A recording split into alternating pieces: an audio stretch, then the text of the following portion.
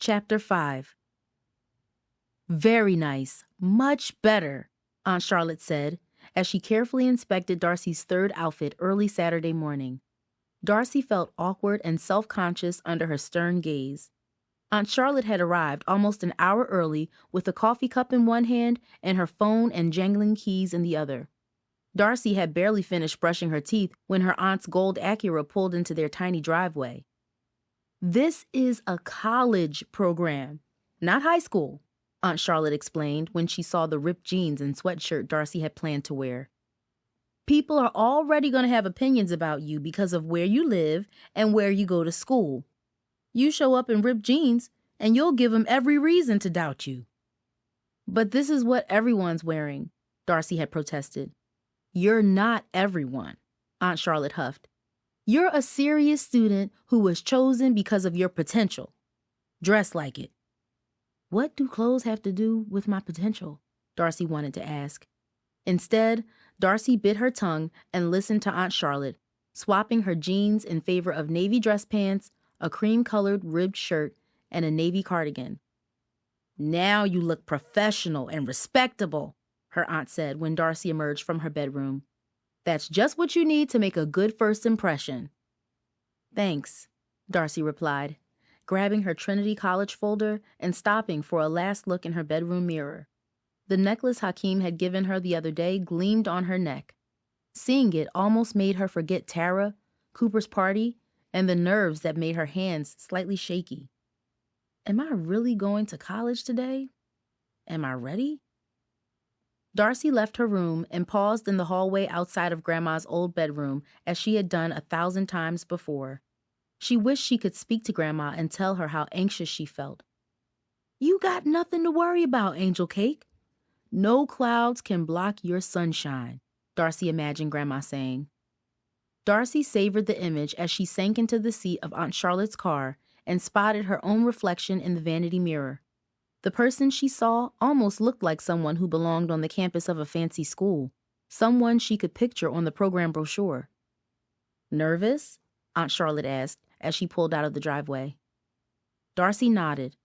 "A little." "I would be too. This isn't like a class at Bluford. All the kids in this program have been chosen because they're top students like you." Aunt Charlotte weaved skillfully through neighborhood traffic and merged onto the highway. Within seconds, the city was receding, replaced by sprawling strip malls and stretches of suburbs. "I remember what it's like. You go from being a big fish in a small pond to—" Darcy had heard the speech before.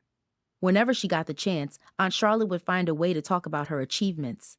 Usually she would find ways to insult Darcy's home, belittle her neighborhood, and criticize her parents, too. It was as if nothing was good enough. "It's not you," Mom explained last year after they'd had a major fight. "It's me. Having you two girls is the one choice Aunt Charlotte approves of, but just about everything else I do is a mistake to her." "She's just bougie, and I got no time for that," Jamie had said. Dad had laughed so hard, tears came to his eyes. The memory made Darcy smile. "You get to see people from all over," Aunt Charlotte droned on. "Not just from down the block. College opened my eyes to ideas and places I could never have imagined. You girls need that. That's why I wanted to take you to France, remember?" Darcy recalled last year when Aunt Charlotte mentioned taking her on a trip to Paris. It was right before Grandma's health started to deteriorate. "I remember. It sounded exciting, but—" She thought of Hakeem and how they had finally gotten together.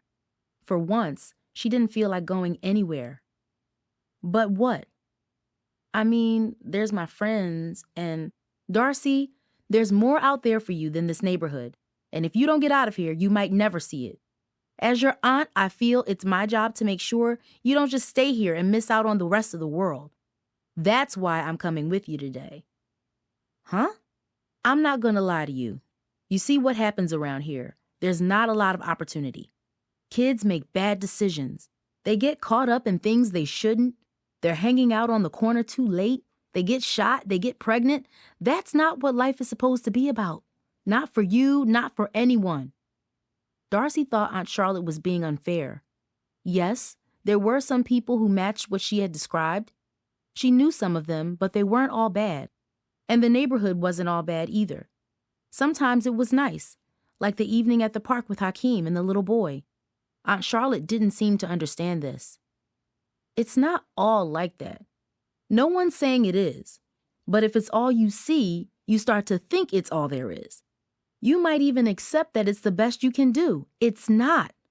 I know it might hurt to hear it, but there's going to be a time when you need to let this place go. You're bigger than this neighborhood, Darcy, and you're going to have to leave to see how high you can fly. But this is my home. I like it here, Darcy protested. She tried to keep calm, but she could hear her voice rising. I know you don't always see it, but we're happy. And even if we're not, this is our choice. This is what we've chosen. No, this is what your mother chose. But it doesn't have to be your choice. 20 years ago, your mama decided to rush into a relationship. Everybody tried to warn her, even your grandmother, when she wasn't on my case. But did your mother listen? No. 20 years later, and look at all the heartache and pain she's been through with your father. All the opportunities she's missed out on. She's made mistakes, Darcy. And I honestly think she's making them again. Aunt Charlotte glanced at Darcy for a split second as the car sped down the highway. I don't want to see you stuck here because of decisions your mother made. Stuck? What are you saying? Aunt Charlotte passed the truck and moved the car out of the fast lane. Her eyes narrowed for a moment as if she thought of something unpleasant. She blinked and seemed to shrug the thought away. Never mind. The important thing today is you're open to new opportunities. I'm glad you agreed to participate in this college program. And I will say this about your mother. I am glad she chose to reach out and let me take you today. Me too, Darcy said, hiding that it was Dad, not Mom, who suggested they call her. Trinity College sprawled like a small city, its crimson and navy banners stretching blocks in every direction from the center of campus. A path led Darcy and Aunt Charlotte from the landscaped parking lot to a vast courtyard called the Quad that seemed big enough to swallow all of Bluford High. The Quad was dotted with crisp signs pointing to different buildings and campus locations. Darcy couldn't help but read them all. Campus Commons, Irving Student Center, Connolly Library, Eastwick Residence Halls, Performing Arts Center, Trinity Food Court. They have a food court? Darcy asked. Hakeem and Coop would love that, she thought to herself. They've got everything. A college like this is a whole community, Darcy. It's home for students when they're here. It's got stores, libraries, its own police department, a museum, even an ice skating rink. Ice skating rink? Why? I thought people were here to learn. They are, but Trinity has an ice hockey team, Aunt Charlotte explained. They need somewhere to play, right? And when you're a student here, you can use it too. Duh, Darcy thought. Of course, what her aunt said made sense, but it was all so new, so different. She had not experienced anything like it, ever. Some larger universities have business schools, teacher colleges, and even full hospitals. That's where students go to become doctors. It's all out there when you're ready, and it's time you started thinking about it, Aunt Charlotte added. Though it wasn't even 10 o'clock, a coffee shop located next to the student center was packed with young adults in shorts and fleece sweatshirts, some featuring the name of the college. Others had letters that looked like the symbols in geometry class. Those are Greek letters, Aunt Charlotte said. Students wearing them belonged to fraternities and sororities. Not far away, Darcy spotted the footbridge shown in the brochure. She could see the picture had been staged to make the bridge seem bigger and more majestic than it really was. Yet, it was still fancier than anything in Darcy's neighborhood. But there was another difference, too. Something that struck Darcy as she studied the students sipping coffee or chatting in small groups as they moved across campus. A striking difference from Bluford that the brochure masked. The students, almost all of them it seemed, were white. Fair and ruddy, milky pale to olive-hued, some freckled, others tanned, a few with blonde curls, many brown-haired, and one nearby a fiery redhead. They moved about purposefully with their phones in hand and spoke in sometimes bubbly, sometimes hushed conversations. A sea of young white people. No school Darcy ever attended was like this.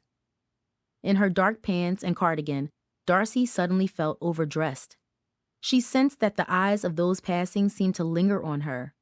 A young man with a buzz cut, wearing cargo shorts and a polo shirt, actually stared at her as he left the coffee shop. Darcy wondered if she stood out to them as much as they stood out to her. What would they think of her? "Relax," Aunt Charlotte said, seeming to read her thoughts. "Remember, you belong here. You earned this spot. Besides, we need to go. It's almost start time." A short walk down a tree-lined path led them to a glass and steel building with an open lobby. A banner with a life-size version of the brochure image greeted them. "Bridge to Excellence," it read. "Infinite possibilities await." Tables lined one wall and were set up next to the doorway of what looked like an oversized classroom. The tables held trays of fruit, muffins, yogurts. Tarah hates yogurt, Darcy thought to herself, along with bottled water and several giant silvery canisters. "Ooh, that's just what I need," said Aunt Charlotte, pointing at the containers. "Hot coffee." "Help yourself," said a skinny man from behind the first table. He had a boyish face and a heavy Mexican accent. Small clusters of people walked over and grabbed refreshments from the tables. Each young person was accompanied by an adult, sometimes two. Darcy noticed this group was different from the students outside. First off, they were younger and slightly shorter. They seemed wide-eyed and more jittery too, glancing nervously at each other and at the nearby adults. Their faces were black and brown and other shades too, unlike the majority of students outside. She remembered what Ms. Briggs said about the bridge program students. 2 high-achieving juniors from each of the city's public high schools. This meant kids from Lincoln, Zamora, West Valley, Fitzgerald, and lots of other schools. Darcy spotted Prasanna and her mother when suddenly a voice spoke up. "Welcome to Trinity College, everyone. Come on in," said a light-skinned woman with warm eyes and a cheerful grin. She led them into a small auditorium set up with a podium and several small round tables. A large whiteboard was positioned next to the podium. Someone had artfully written a list of topics in different colors. The terms were mostly unfamiliar, and they made Darcy's stomach sink. Culture shock, academic preparation, social pressure, financial aid, support systems. "Good morning and welcome. I'm Jacqueline Davis, coordinator of the Bridge program and a graduate of Trinity College. As you can see, we've got plenty to discuss, and we'll be doing that and more for the next 9 months, she said, with a smile that seemed confident but also fierce. She turned from side to side as if she was trying to make eye contact with each student. "Why is there a bridge program? Because college is tough, and we want you to be ready. Because we want to see you survive, thrive, and graduate." "That's right," Aunt Charlotte said with a nod. Darcy looked around. The faces of the roughly 30 students in the crowd were focused on Ms. Davis's every word as she explained the purpose of the program and how it started. In many colleges, more than half of students drop out their first year. In the Bridge program, we've got that rate down to just 7%, she explained. If your goal is to go to college, whether you choose Trinity or not, you should complete this program. "You're listening, right?" Aunt Charlotte prodded. Ms. Davis passed out a sheet of paper. The names of all students and their high schools were listed. Next to each name was a number from 1 to 5. Darcy had a 2 next to her name. She noticed Prasanna had a 1. Does that mean she's ranked higher than me? Darcy wondered. Today, the adventure begins. Though we think big in the Bridge program, we start small, and we do that by putting you in small groups. Everyone in this program is on the same team, but the people in your small group are going to become like your family. Get to know them. You'll go through the entire program together. You'll even meet during the school year. We kept students from the same school apart, so you get to meet new students. And no, the numbers don't mean anything. We just use them to keep things organized. You're all great students. A few students chuckled as Ms. Davis pointed out the tables for each group and instructed students to gather together. She asked for parents and guardians to step outside. "Have fun," Aunt Charlotte said with a funny smile as she left. She almost looked proud. Darcy trudged to her group's table. A young Latina with glossy black hair, a wide, friendly smile, and piercing brown eyes stood beside it. "Hi, everybody, please sit," she said, and handed them each a sticker and asked them to write their first name on it and wear it so everyone could see. "I'm going to ask everyone to introduce themselves," she said. "Tell us your name, your school, something you're afraid of, and something you're proud of." A few students groaned, and one boy, a white kid with auburn hair, shook his head. "Yeah, I know, it can be a little weird, but you don't have to share anything super personal. It helps if it's something real, though. I'll start," she explained, taking a quick breath. "I'm Mariana Lopez. I went to Zamora High, and I'm a junior here at Trinity. I'm afraid I'm going to forget all of your names, but I'm proud to tell you that I did this program when I was in high school, and it helped me so much. I wouldn't have survived college without it." The next speaker was a girl with mahogany-colored skin whose hair was covered by a beautiful scarf of reds and golds. "I am Amina," she said softly, raising her eyes quickly before staring down at her hands. "My family immigrated from Senegal when I was 12. I attend Lincoln High School," she continued in heavily accented English. "I am afraid that my English will not be good enough, but I am proud that it is my third language. I also speak French and Arabic." The student next to Amina, an Asian girl with straight black hair and bangs that framed her face, spoke next. "I'm Phong," she said quickly. "My family is Vietnamese, but I was born here. I go to Ridge Valley High. What else?" She stopped, her intense black eyes glancing toward Mariana for a split second. "Oh yeah, I'm proud of myself for working hard at school because, well, most kids at my school don't. It makes me different, and different isn't always good. As for fear..." She paused again. "I'm afraid of feeling like I don't belong, no matter where I go." Her cheeks flushed as if she was surprised by her own words. Darcy couldn't help but nod at the girl's honesty. It was a feeling she had until she became friends with Tarah and found herself accepted in ways she had never been before. For a second, she thought of Hakeem and wished he were at the table with her. "I feel that way too," the boy beside Phong said. He was short and wiry, with wavy black hair and a bad case of acne. "I'm Miguel. I'm good at math and bad at football. Soccer, I mean. In El Salvador, where my family is from, it's all football. My dad wanted a soccer star, and he got me." Miguel grinned. "I go to Zamora. I'm proud that I'm a state math champion, but I'm afraid because in my neighborhood, that makes me a target." "Your family's from El Salvador?"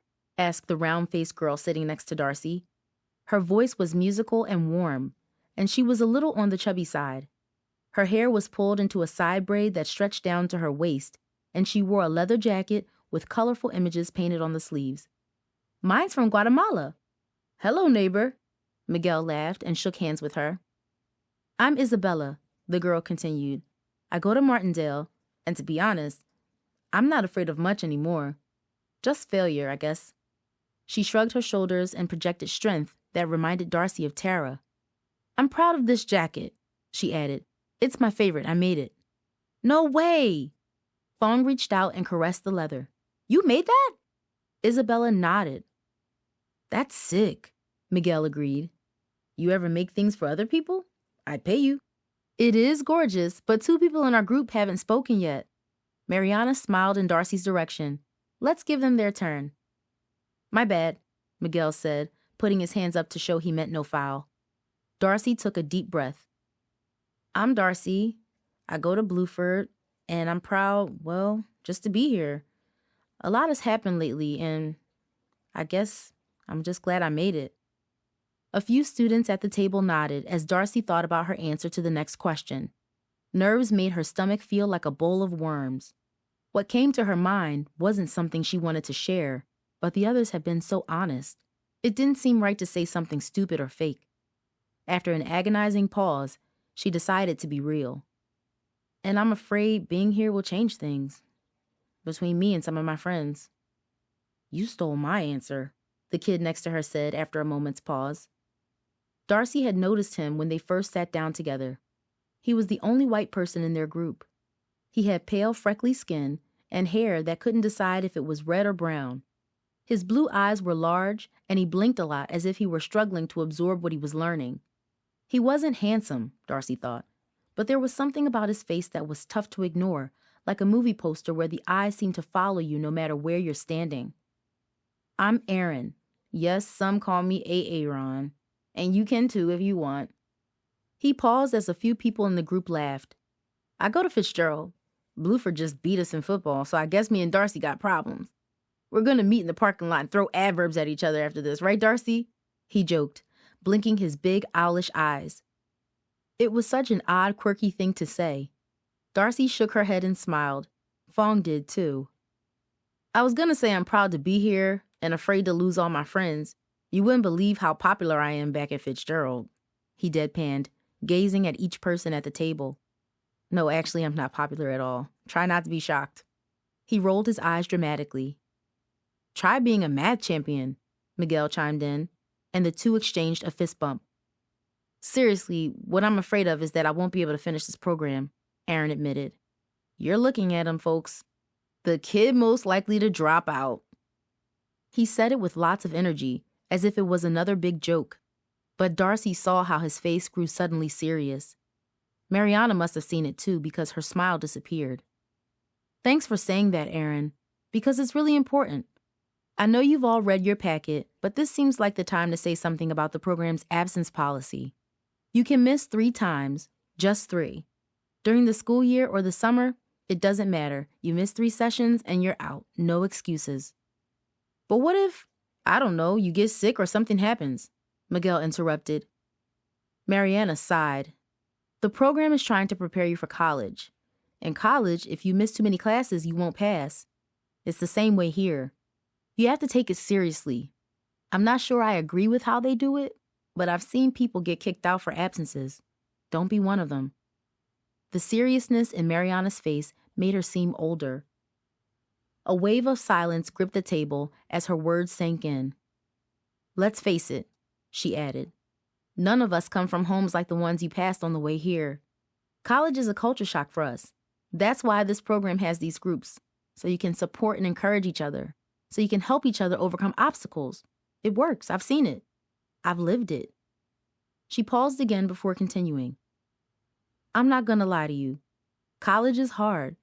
Not just the tests and the applications and the financial aid, but the moving away from family and joining a very different community. Those things you're afraid of, losing friends, being alone, the pressure of being the first in your family to get a college degree, it's all real. And this program helped you? Amina asked. Oh, yes. In my group, we supported each other no matter what. We used to get together anytime we could. We still do. She turned to Aaron. When one of our group got in trouble, the rest of us got together to support her, to study and share information or just to talk. Like I said, I would not have made it this far without this program. That's why I'm a discussion leader today, as a way of paying it forward, you know? Another blanket of silence spread over the table. So what you're really saying is, we're stuck with each other? Aaron asked, grinning. Mariana nodded. Yes, Ron, that's exactly what I'm saying. Cool, let's exchange phone numbers. Right now, he said, pulling out his phone. Come on, group 2. He urged until everyone, including Darcy, had their phone on the table. I know if I miss 3 meetings, I'm out, but I'm going to try my best not to let that happen. I promise I'll have you guys backs the whole way. You ready for the digits, deuces? He asked, blinking his big eyes. Deuces? Darcy asked. Yeah, group 2. Number 2, deuces, get it? Aaron explained, holding out 2 fingers. His eyes were playful and bright. That's really corny, Mariana scoffed, while several others shook their heads. That name is horrible, Miguel chimed in, smiling, but I think it might stick. You're weird, you know that, Aaron? Isabella said, crinkling her nose and smiling. But I like you. She turned to the group. He's right, let's exchange numbers and figure out our first meeting, deuces. When the orientation ended 2 hours later, Darcy had 5 new friends, a plan to get together in 2 weeks, and a storm of new questions she could not begin to answer.